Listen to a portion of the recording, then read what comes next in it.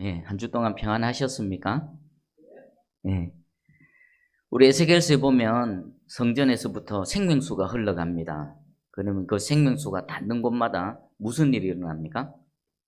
죽어 있는 모든 것들이 살아납니다. 병든 모든 것들이 치유되어집니다. 어떻게 그 일이 가능합니까? 하나님 생명이십니다. 오늘 생명 되시는, 영원한 생명 되시는 요 하나님 앞에 나왔습니다. 하나님은 영으로 계셔서 우리 심령과 우리 공간 안에 가득히 함께 하시는 줄 믿습니다. 예배 드리다가 여러분의 영혼이 소생케 되는 은혜가 있기를 축복합니다. 여러분 영육 간에 망가지고 무너지고 혹시 질병이 있다면 다 치유되어지는 하나님의 은혜가 있기를 주의 이름으로 축복합니다. 아멘. 자, 오늘 말씀을 보겠습니다. 우리는 지금 이재철 목사님이 새신자방 강의안을 쭉 요약해서 정리해서 함께 은혜를 나누고 있습니다. 지금까지 성부 하나님 살펴봤죠. 그리고 지난 시간까지는 인간은 무엇인가 살펴봤습니다. 오늘은 세 번째입니다. 예수님은 누구신가입니다. 우리 예수님이 누구신가를 알기 위해서는 먼저 인간이 무엇인가를 정확하게 알아야 되겠죠. 인간이 무엇인가에 대해서 한 단어로 요약하면 뭡니까? 에노스입니다. 에노스. 죽을 수밖에 없는 연약한 존재. 더 정확하게 말하면요, 이미 죽어 있는 존재입니다. 죽어 있는 존재며 죽음을 향해 달려가는 존재입니다. 근데 더 비참한 건 뭡니까? 스스로 그 문제를 해결할 수가 없습니다. 아무리 노력하고 아무리 뭐를 해봐도 그 죽음의 구덩이에서 벗어날 길이 없습니다. 유일한 길은 바깥에서부터 누군가가 건져줘야 되고 누군가가 도와줘야 되고 누군가가 구원해줘야 되는 겁니다. 근데 그 구원이 아무나 구원해 줄 수 있는 게 아닙니다. 하나님께서 우리에게 구원의 방법으로 주신 분은 누구십니까? 오직 예수 그리스도 한 분밖에 없습니다. 우리의 구원 되시는 예수 그리스도, 그분에 대해서 한번 살펴보겠습니다. 에노스인 우리가 예수 그리스도를 통해서 구원을 받게 되어지는데, 그럼 우리의 구원이 되신 예수 그리스도, 그분이 누구신가? 왜 예수님이 우리의 구원자가 되시는가? 그리고 또 성경에서는 다른 길은 없답니다. 예수 그리스도 외에는 우리에게 구원받을 어떤 이름도 하나님께서 주시지 않으셨답니다. 그럼 왜 우리의 구원에 있어서 오직 예수 그리스도 그분뿐인가? 그리고 또 하나 질문이 생깁니다. 그분이 우리를 구원하시는 방법은요, 아주 독특합니다. 아니요, 당황스럽습니다. 놀라운 힘과 능력으로 꽉 슈퍼맨처럼 오셔서, 배트맨처럼 오셔서, 또 뭐가 있습니까? 하여튼 초능력으로 우리를 구원하시는 것이 아니라 우리를 구원하시는 방법이 아주 비참하게 십자가에서 죽으시는 방법으로 우리를 구원하신 것입니다. 여러분, 이 본질적인 세 가지 질문에 대해서 정확한 답을 갖고 살아가는 사람들이 그리스도인일 것입니다. 오늘 우리가 예배 드리는 것도 뭡니까? 이 답을 알고 예배를 드리는 겁니다. 이 답을 안다는 것은 무엇을 뜻할까요? 하나님께서 내게 어떤 은혜를 베풀어 주셨는지 은혜를 안다라는 것입니다. 예배 드릴 때에 이 은혜를 알고 예배 드리는 것과 그냥 주일이네, 일요일이네 습관적으로 예배 드리는 것과는 똑같이 예배를 드리지만 그 내용에 있어서는 하늘과 땅 차이입니다. 오늘 저와 여러분이 드리는 예배가 그 은혜를 알고 은혜에 대해서 감사하며 기뻐하는 그런 예배가 되기를 축복합니다. 그러려면은 이 몇 가지 질문에 대한 답을 찾아야 됩니다. 자, 그러면 성경 말씀을 통해 예수님이 누구신가를 한번 살펴보겠습니다. 첫 번째, 예수님은 우리의 구원자가 되십니다. 구원자. 마태복음 1장 16절입니다. 야곱은 마리아의 남편 요셉을 낳았으니 마리아에게서 그리스도라 칭하는 예수가 나시니라. 아멘. 예수님을 가리켜서 뭐라고 표현하고 있습니까? 그리스도라고 말합니다. 그리스도가 무슨 뜻입니까? 히브리어로는 메시아입니다. 구원자라는 뜻입니다. 예수님이 육신을 입고 이 땅에 오셨는데 그 예수님을 성경은 구원자라고 말씀하십니다. 왜 그러면 예수님이 구원자가 되실까요? 왜 예수님만 우리의 구원자가 되시는가? 마태복음 1장 21절입니다. 아들을 낳으리니 이름을 예수라 하라. 이는 그가 자기 백성을 그들의 죄에서 구원할 자이심이라 하니라. 아멘.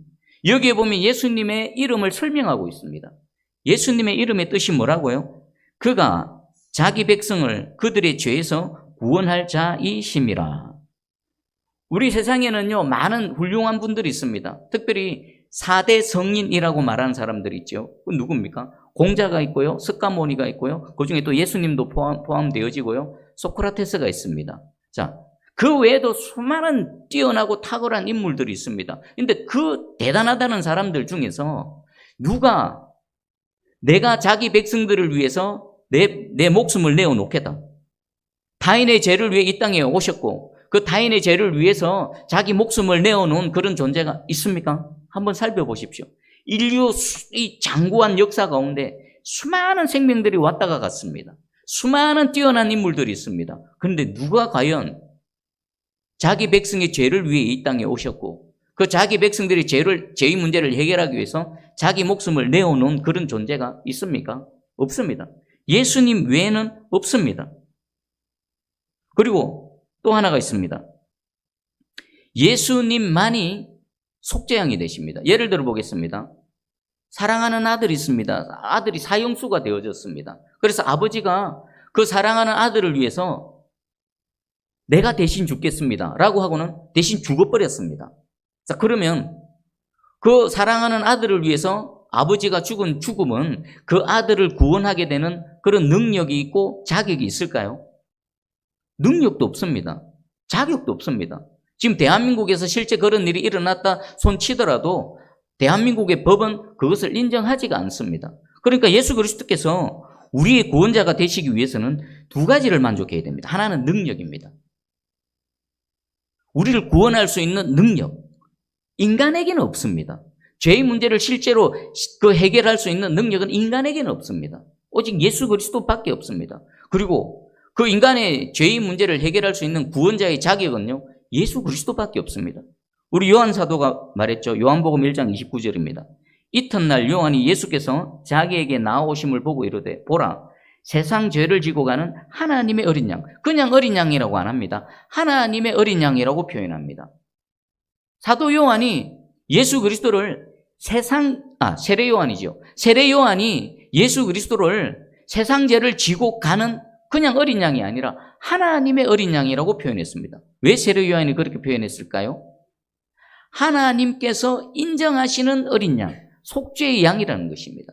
그래서 능력에 있어서 우리를 구원할 만한 능력, 그리고 하나님께서 인정해 주시는 그 자격에 있어서도 자격을 갖추신 분은 오직 예수 그리스도 한 분밖에 없다라는 겁니다. 그래서 예수님이 우리의 구원자이실 뿐만 아니라 오직 예수 그리스도만이 저와 여러분의 구원자가 되실 수 있다라는 겁니다. 그리고 두 번째입니다. 예수님은 부활자이십니다. 예수님은 죽으셨을 뿐만 아니라 다시 살아나셔서 죽음 가운데서 다시 살아나셔서 부활하신 부활자이십니다. 요한복음 11장 25절 26절입니다. 예수께서 이르시되 나는 부활이요 생명이니 나를 믿는 자는 죽어도 살겠고 무릇 살아서 나를 믿는 자는 영원히 죽지 아니하리니 이것을 내가 믿느냐? 예수님이 나는 이런 존재다랍니다. 어떤 존재입니까? 나는 부활이다. 부활이라는 의미가 뭡니까? 죽었는데 다시 살아난다. 나는 죽었지만 다시 살아나는 존재다. 그리고 나는 생명이다. 이 생명은요, 지금 우리가 갖고 있는 생명 아닙니다. 시간이 지나면 연약해지고 늙어져 가고 싸그라들어서 결국 죽게 되는 이 생명이 아닙니다. 새 생명입니다. 영원히 죽지 않는 생명, 영원히 시들지 않는 생명이다. 예수님 스스로 선언하셨습니다. 나는 부활이다. 나는 영원한 새 생명이다라는 것입니다. 자, 우리 한번 생각해 보십시다. 예수님께서 우리의 구원자 되셔서 우리의 죄의 문제를 해결하시기 위해서 이 땅에 오셨습니다. 그리고 십자가에 달리셨습니다. 십자가에서 죽으셨습니다. 내가 죽어야 되는데, 여러분이 죽어야 되는데, 예수님께서 저와 여러분의 모든 죄를 몽땅 짊어지시고 홀로 대표로 십자가에서 죄인이 되셔서 죽으셨습니다. 그것을 통해서 우리의 죄의 문제는 해결되어졌습니다. 자, 그러면 거기서 끝나버렸다면 예수님께서 우리 죄의 문제는 해결해 주셨지만 하나의 큰 문제가 남아 있습니다. 무슨 문제가 남아 있습니까? 죽음의 문제가 해결이 안 되는 겁니다. 죄는 사함을 받았지만 죽음의 문제가 해결 안 되어진 겁니다. 자, 이 죽음의 문제를 해결하기 위한 우리 하나님의 방법이 뭡니까? 죽은 자 가운데서 사흘 만에 예수 그리스도를 다시 살아나게 하신 것입니다. 그것은 죽음을 이기신 하나님의 권세와 능력이 예수 그리스도의 부활을 통해 다시 나타난 거지요. 그것을 통해서 우리에게 주어진 게 뭡니까? 죽음의 문제까지 싸그리 해결되어지고 우리에게 영원한 생명, 새 생명이 되시고 그 생명을 우리에게 부여하시게 되어진 것입니다. 여러분, 예수 그리스도는 부활하신 분이십니다. 십자가에서 달리셔서 돌아가신 것으로 우리의 죄의 문제만 해결하신 데서 그친 것이 아니십니다. 죽은 자 가운데서 다시 살아나셔서 죽을 수밖에 없는 우리 존재에게 새 생명을 부어주셔서 죄의 문제를 해결하셨을 뿐만 아니라 영원한 생명 가운데 살아가게 하시는 유일하신 분이시라는 것입니다. 그래서 예수 그리스도를 믿으면요, 구원받을 뿐만 아니라 영원한 생명으로 살아갈 수 있는 것입니다. 이 일은 나중의 일일까요? 이미 우리에게 이루어진 일입니다. 요한복음 3장 16절입니다. 하나님이 세상을 이처럼 사랑하사 독생자를 주셨으니 이는 그를 믿는 자마다 멸망하지 않고 영생을 얻게 하려 하심이라. 예수 그리스도의 그 십자가와 다시 사심의 사역을 통해 그를 믿는 자마다 멸망하지 않고는 뭡니까? 죄의 문제가 해결되어졌다는 것입니다. 영생을 얻게 하려 하심이라. 죽음의 문제가 해결되어졌다는 것입니다. 여러분, 오늘 이 예수 그리스도를 통해서 하나님께서 우리에게 주신 은혜가 어떤 은혜인지, 예수님께서 우리의 구원자가 되심을 통해 내게 주어진 하나님의 놀라운 은혜가 무엇인지 분명히 깨달아 아는 은혜가 있기를 축복합니다. 자, 그러면 또 다른 질문입니다. 예수님께서 부활자가 되셨는데 지금도 살아계시고 또 영원토록 유효하시다. 그러면 예수님께서 부활하셨다는 증거가 뭔가? 여러분, 부활하신 예수님 보신 적 있으십니까? 없습니다. 그것은 2000년 전에 일어난 일입니다. 우리는 그 땅에 가보지도 못했습니다. 듣기만 들었습니다. 그런데 믿습니다. 그럼 예수 그리스도께서 죽은 자 가운데서 다시 살아나셨다라는 증거는 뭐가 있습니까? 도대체 뭘 믿고 믿을 수 있습니까? 직접적인 증거는 제시할 수 없습니다. 직접 보지 못했습니다. 하지만 간접적이지만 분명한 증거들이 있습니다. 그 첫 번째 증거가 뭘까요? 예수 그리스도의 이름으로 오늘도 누군가가 계속해서 구원받고 새 생명의 은혜를 입는다라는 것입니다. 그 중에 확실한 증거가 바로 저요, 여러분입니다. 오늘 이 시간 예배드리는 저와 여러분. 그 2000년 전에 현장에 있었지도 않았고 보지도 못했지만 예수 그리스도 이름을 듣고 믿고 구원의 은혜를 입고 영원한 생명 가운데, 그것이 너무나 기뻐서 너무나 감사해서 오늘 이 시간 하나님께 예배드리는 저와 여러분이 예수께서 부활하셨다라는 증거 중에 가장 확실한 첫 번째 증거라는 것입니다. 내 존재가 무슨 증거라고요? 예수님께서 부활하셨다라는 그 부활의 증거가 바로 저와 여러분이라는 것입니다. 여러분은 그냥 아무런 그런 허술한 그런 존재가 아닙니다. 여러분이 예수를 믿고 한평생 살아갈 때에 내가 나가서 뭐 대단한 일을 하지 않아도 오늘 하루 이렇게 예배드리는 우리의 모습을 통해 뭐가 증거된다고요? 예수님은 부활하셨다에 대한 증거가 되어진다는 것입니다. 두 번째 증거는 뭐가 있겠습니까? 예수님의 무덤은 있습니까? 없습니까? 있지만 없습니다. 왜 있지만 없습니까? 있는데 그 무덤은 어떤 무덤입니까? 빈 무덤입니다. 무덤이 될 수 있으려면 그 무덤 안에 뭐가 있어야 됩니까? 무덤의 주인이 있어야 되는 겁니다. 육신이 있어야, 시체가 있어야 되는 겁니다. 근데 예수님의 무덤은 무덤이라고 가보면 지금도 그 유대의 땅에 가면 있습니다. 그런데 그 무덤은 빈 무덤입니다. 왜 빈 무덤입니까? 그 안에는 예수님이 안 계시기 때문에. 예수님은 죽었지만 다시 살아나셔서 부활하셨기 때문에 예수님의 무덤은 빈 무덤입니다. 여러분, 4대 성인 중에 인터넷 검색해 보십시오. 무덤 다 있습니다. 공자의 무덤 딱 검색하면요, 사진 엄청나게 뜹니다. 생각보다는 그렇게 화려하지 않습니다. 그리고 또 석가모니의 무덤 또 검색해 봤습니다. 보니까 석가모니 사진이 쫙 있더라고요. 막 돌로 아주 웅장하게 차려놨더라고요. 그 안에는 누가 있습니까? 석가모니의 무덤 안에는 석가모니가 있습니다. 공자의 무덤 안에는 공자가 있습니다.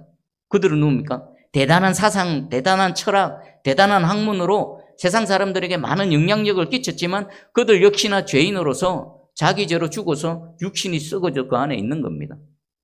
결국 죄인이었고 죄의 문제를 해결하지 못했다는 겁니다. 그런데 예수님의 빈 무덤은 무엇을 뜻합니까?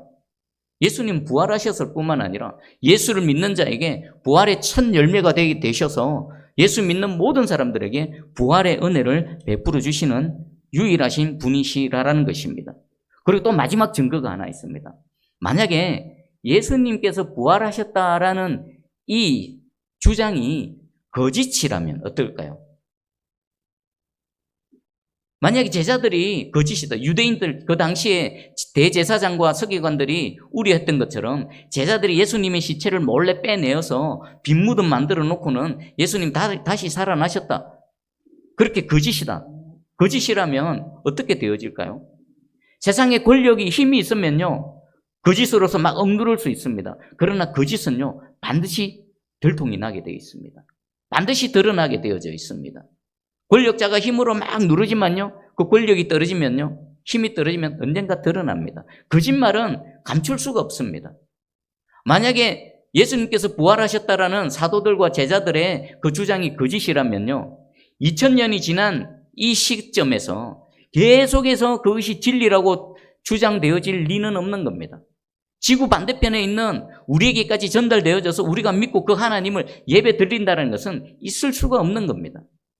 시간적으로도 못 넘었을 뿐만 아니라 그 주장이 거짓이라면요, 예루살렘 문턱도 못 넘었을 겁니다. 예수님 말씀하셨죠. 부활하신 예수님께서 제자들에게 너희가 성령이 임하시면 권능을 받고 너희가 예루살렘과 온 유대와 사마리아와 또 땅끝까지 이르러 내 증인이 되리라라고 하셨던 그 주님의 말씀은 만약에 부활하지 않으셨다면요, 그것은 얼토당토 예루살렘 문턱도 못 넘어가고 들통이 나서 그냥 우리에게 전달 안 되어지고 사라질 것입니다. 그런데 어떻습니까? 예수님이 부활하셨다라는 제자들과 사도들의 주장이 진리이기 때문에 2000년이 지난 지금도 동일하게 선포되어지고 있고, 지금뿐입니까? 앞으로도 계속도록 이것은 진리이기 때문에 거짓이 아니므로 계속해서 전달되어지고, 누군가는 이 새 생명의 은혜를 입고 구원받는 구원자가 계속해서 생겨날 것이라는 것입니다. 여러분, 이 은혜로 예배드리고 있습니다. 예수님은 구원자시고 부활자 되십니다. 그리고 세 번째입니다. 예수님은 참 인간이십니다. 우리 마태복음 16장 13절입니다. 예수께서 빌립보 가이사랴 지방에 이르러 제자들에게 물어 이르시되 사람들이 인자를 누구라 하느냐. 예수님이 제자들에게 질문합니다. 가이사랴 빌립보에서 사람들이 인자를 누구라 하느냐. 예수님 자신을 뭐라고 표현합니까? 인자. 왜 인자라고 표현하셨을까요? 인자의 뜻이 뭡니까? 사람의 아들이라는 것입니다. 예수님이 육신을 입고 이 땅에 오셔서 사람의 아들로 오셨습니다. 마리아의 태를 통하여서 육신으로 이 땅에 오셨기에 예수님 스스로를 자신을 인자, 사람의 아들이라고 표현하고 계시고 있습니다. 자, 그러면 예수님께서 사람의 아들, 인자로 오심이 왜 우리에게 중요할까요? 그리고 예수님은 구원자로 오실 때 왜 하나님 본체로 오시지 않으시고 이 하나님께서 창조하신 피조물, 인간의 몸을 입고 이 땅에 오셨을까요? 그 이유가 히브리서 2장 18절입니다. 그가 시험을 받아 고난을 당하셨은즉 시험 받는 자들을 능히 도우실 수 있느니라. 예수님은 친히 사람이 되셔서 사람의 삶을 다 사셨습니다. 엄마 뱃속에서부터 응애하고 태어나는 것부터 아기 그 갓난아기 시절, 그리고 유년 시절, 그리고 어린이 시절, 청년 시절을 다 살아내셨습니다. 이것이 저와 여러분에게 무슨 의미가 있겠습니까? 예수님은 다 아신다는 겁니다. 인생을 친히 살아보셨음을 통해서 인간의 시, 노, 애락을 다 아십니다. 여러분이 기쁠 때 그 기쁨을 예수님도 아신다는 겁니다. 왜요? 친히 경험하셨기 때문에. 여러분이 질병으로 아파서 고통당하고 마음이 상해서 눈물 흘릴 때 예수님은 다 아십니다. 그냥 책 보고 아신 것이 아닙니다. 누가 전해줘서 듣고 아신 것이 아닙니다. 친히 온 몸으로 살아내셔서 그래서 아시는 겁니다. 어려움이 당하고 마음이 상하고 낙심이 되어지고 이 모든 것들을 예수님께서는 인간으로 오셔서 다 살아내셨습니다. 그래서 어떻습니까? 우리의 구원자가 되시되 저 멀리 서셔서 전능자로서 우리의 연약함과는 상관없으신 그런 구원자가 아니라 우리가 아플 때 같이 아픔을 공유하시고 공감하시고 기쁨에 그 공감하셔서 그런 구원자가 되어주신다는 겁니다. 여러분, 요즘 사람과 개가 아주 친밀하지요. 집에 가면 개를 키울 때 애완개는 어떻게 보면은 저는 저 개가 자기가 사람인 줄 착각하겠다 싶습니다. 같이 지내고 같이 자고 같이 밥 먹고 같이 옷도 입고 아프면 병원도 데려가고 아마 개가 지가 사람이지 않을까라는 생각도 한번 해봅니다. 그럼에도 불구하고요, 개가 사람이 될 수 없고요, 사람이 개가 될 수 없습니다. 그리고 개가 아무리 주인을 막 따라다니면서 주인이 집에 들어오면 막 꼬리를 치며 막 반가워하지만 그 개가 인간의 아픔과 눈물과 고통과 고뇌에 대해서 개가 알 수 있을까요? 절대로 모릅니다. 그리고 주인이 개를 정말 사랑합니다. 정말 사랑합니다. 그렇다라고 해서 주인이 개가 될 수 있을까요? 그럴 수 없습니다. 그런데 우리 예수님께서는 하나님이시면서 인간의 몸을 입고 오셔서 인간으로 살아내셨습니다. 그래서 우리의 모든 것들을 다 아십니다. 여러분이 어떤 상황에 있든지 예수님은 다 경험해 보셨기에 우리의 사정을 다 아십니다. 그래서 알고 도와주는 겁니다. 우리가 누군가를 도와주지요. 무슨 절기가 되고 무슨 날이 되어지면 가난한 이웃들을 돌본다고 섬긴다라고 막 이렇게 구제활동도 하고 여러 가지를 합니다. 그런데 한 번도 가난을 경험해 보지 못한 사람이 가난한 자에게 도와주는 것과 똑같이 가난을 경험해 본 사람이 가난한 자를 도와주는 거하고 똑같을까요? 다를까요? 그 모습은 똑같습니다. 그러나 내용에 있어서 완전히 다릅니다. 우리 예수님 어떤 분이시라고요? 가난해 본 그분이 가난한 우리를 아시고 그런 저와 여러분을 돕는 분이시라는 것입니다. 어떻게 가능합니까? 그분이 지금 내가 살아가는 모든 삶을 먼저 살아내시고 살아보셨고 그리고 아시고 우리를 돕는 하나님이시고 구원자시라는 것입니다. 그리고 또 우리 예수님이 또 육신을 입고 오셨을 때 어디에 태어나셨습니까? 만왕의 왕이셔서 유대인의 왕으로 오셨지만 왕궁에서 태어나지 않으셨습니다. 가장 낮고 천한 곳으로 오셨습니다. 누가복음 2장 7절입니다. 첫 아들을 낳아 강보로 싸서 구유에 누이었으니 이는 여관에 있을 곳이 없음이로라. 하나님이신 그분이 육신을 입고 이 땅에 우리의 구원자로 오셨는데 지금 아기로 응애하고 태어나시는 순간 강보에 쌓여서 어디에 누우셨다고요? 구유, 말밥통입니다. 말밥통. 개 밥그릇 한번 생각해 보십시오. 여러분 돼지 여물통 한번 생각해 보십시오. 여러분 소 밥 먹는 여물통 한번 생각해 보십시오. 우리의 구원자로 오신 그분이 그곳에 누울 곳이 없어서 그곳에 누우셨습니다. 왜 그곳에 누우셨습니까? 성경에는 이는 여관에 있을 곳이 없음이러라 라고 표현하고 있습니다. 이게 무엇을 뜻할까요? 진짜 방이 없었을까요? 방이 없어서 방에 못 누운 겁니다. 방이 없어서 방에 못 누운 것이 아니라 이 요셉, 가난한 목수 출신인 이 요셉이 돈이 없어서 여관방을 못 구한 겁니다. 여러분 오늘날도 봐보십시오. 돈만 있으면 웬만한 거 다 해결됩니다. 왜 무엇을 못합니까? 돈이 없어서. 그러니까 자신의 첫아들이 태어났는데 편안하고 깨끗한 곳에 누일 수 없을 정도로 가난하고 정말 흙수저 중에서 흙수저의 집안에서 예수 그리스도께서 태어나셨다라는 것입니다. 이것은 우리에게 얼마나 위로가 됩니까? 세상에 수많은 가난하고 어려운 사람들이 있습니다.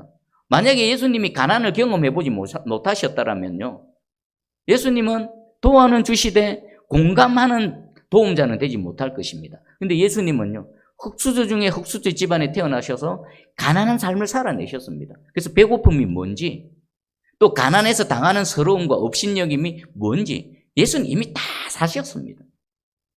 여러분이 여러 가지로 어려움 당하고 또 경제적인 어려움, 세상에서 낮은 자에 처해져서 당하는 서러움과 그 모든 것들을 우리 예수님은 다 아십니다. 아시고 우리를 도와주시는 구원자시라는 것입니다. 그리고 또 하나가 있습니다. 예수님은 또한 하나님의 아들이십니다. 누가복음 1장 35절입니다. 천사가 대답하여 이르시되 성령이 내게 임하시고 지극히 높으시니 능력이 너를 덮으시리니 이러므로 나실 바 거룩한 일은 하나님의 아들이라 일컬어지리라.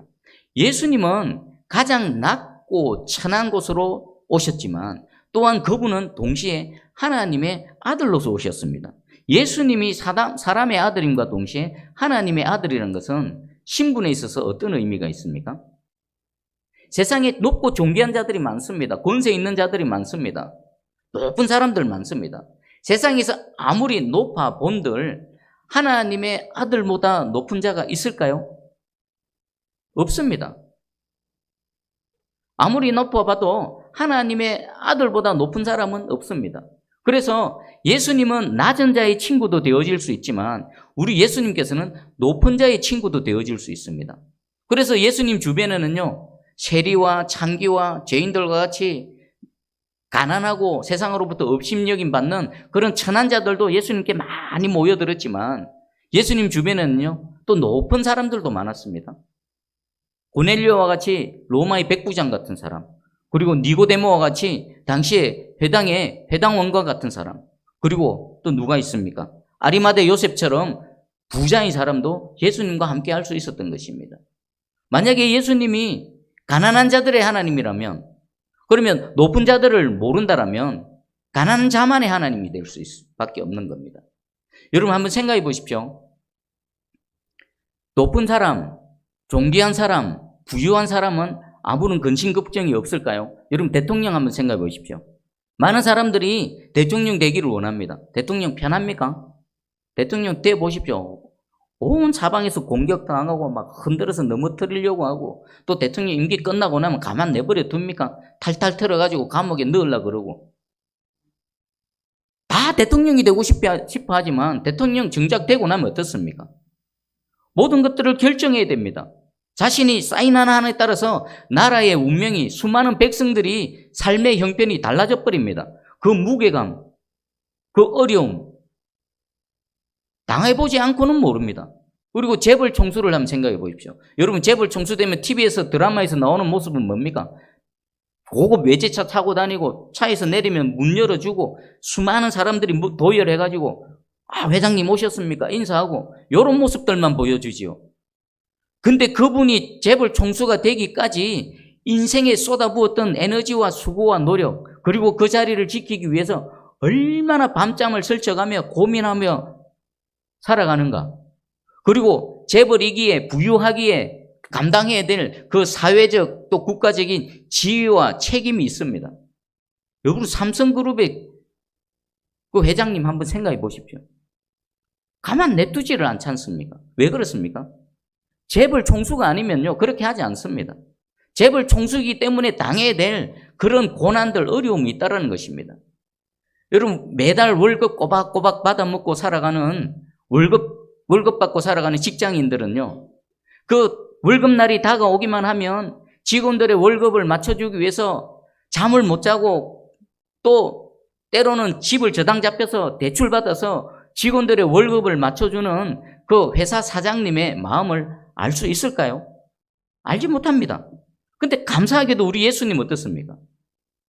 인간 중에서도 가장 높으신 신분으로 이 땅에 오셔서 가장 높은 곳에서 그 높은 자들이 경험해야 되는 그 모든 고난과 어려움과 아픔과 짐들을 다 겪어보셨다는 겁니다. 그래서 우리 예수님은요, 낮고 천한 자들의 친구도 되어질 수 있을 뿐만 아니라 그 니고데모와 같이, 아리마대 요셉과 같이 높고 부유한 자들의 친구도 되어질 수 있다는 것입니다.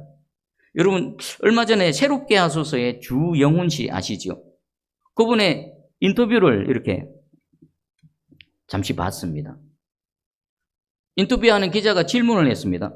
어떻게 그렇게 출연자들을 잘 공감하십니까?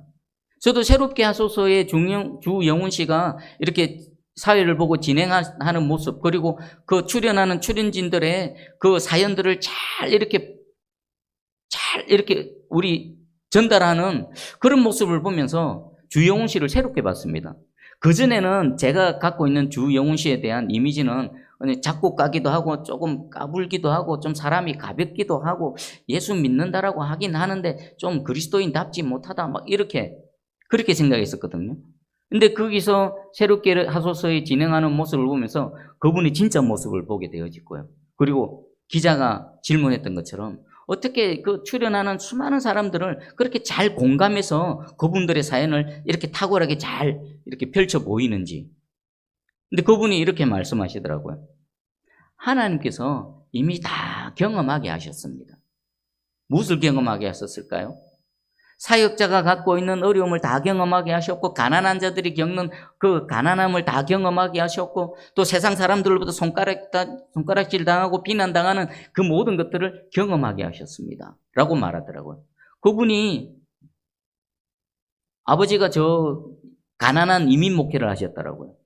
그래서 가난한 이민 목회자의 아들로서 살았습니다. 교회의 그 수많은 어려움과 아픔을 옆에서 다 겪었습니다. 아버지의 그 목회 연장 속에서 그 목회자들이 얼마나 어렵게 또 마음 상해가면서 견디면서 사역하는지를 옆에서 다 봤습니다.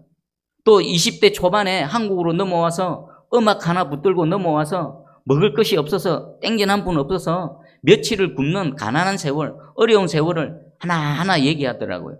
근데 그것들이 그 당시는 몰랐는데 그 하나하나의 어려움과 아픔과 고난과 슬픔이 지금 여기서 빛을 발한다. 그래서 그분이 표현이 하나님의 큰 그림이었다라고 말하더라고요. 하나님은 오늘도 여러분 삶 가운데 다양한 물감을 재료로 사용하십니다. 여러분, 하나의 그림이 완성되어지려면요, 몇 가지 색깔이 쓰일까요? 한 가지, 두 가지 색만 쓰이지 않습니다. 우리 인생에도 다양한 물감이 있습니다. 기쁨의 물감이 있고, 성공의 물감이 있고, 막 감사의 물감이 있고, 막 할렐루야 하는 이런 정말 우리 인생 가운데 내게 이런 일들이 일어나기만 했으면 하는 좋은 물감들도 있습니다. 근데 색깔이 그렇지 않지 않습니까? 어두운 물감, 또 무거운 물감, 우리 인생의 눈물의 물감, 실패의 물감, 절망의 물감, 질병의 물감, 얼마나 다양한 물감들이 있습니까? 근데 하나님께서는요, 저와 여러분의 인생의 물감을 사용하셔서 하나님의 아름다운 작품으로 지금 만들어가고 계십니다. 여러분, 어떻게 그게 가능합니까? 우리 주님은요, 참 인간으로 오셔서 우리의 모든 것들을 다 아실 뿐만 아니라 또 하나님의 아들로 오셔서 모든 인생들을 다 아우를 수 있는 그런 구원자시라는 것입니다. 그리고 우리 주님이 그 인생의 물감을 사용하셔서 아름다운 그림을 그려내시는데 그것을 통해 궁극적으로 무엇을 나타내기 원하실까요?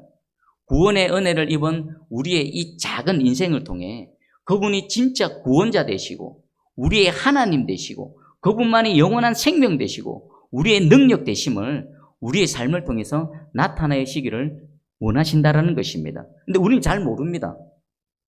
아마 저도 모르고요. 여러분도 잘 모를 겁니다. 내 그림이 어디까지 지금 완성되어져 있고 하나님께서 지금까지 그려가신 이 그림을 통해서 하나님께서 무슨 일을 하시는지 모릅니다. 예를 들면 욥 봐보십시오.